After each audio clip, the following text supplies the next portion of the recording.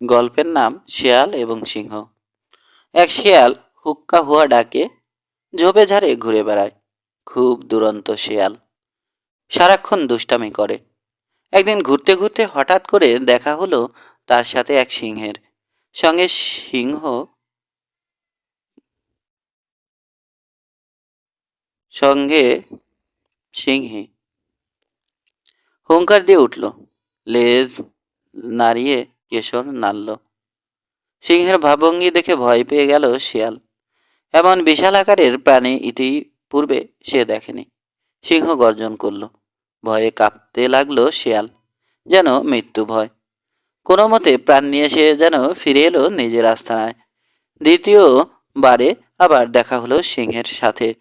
সেদিনও ভয় পেয়ে থতমত খেয়ে গেল শিয়াল, কিন্তু ভীতু ভাব দেখালো না সে। তৃতীয়বারে যখন সিংহের সাথে দেখা হলো, তখন শিয়াল একদম ভয় পেল না, বরং সাহস করে সিংহের সামনে গিয়ে বলল, কেমন আছো সিংহ ভাইয়া? সিংহ কটমট করে তাকালো শিয়ালের দিকে। তোর তো দারুণ সাহস, আমার সামনে দাঁড়িয়ে আমার সঙ্গে অভদ্রতা!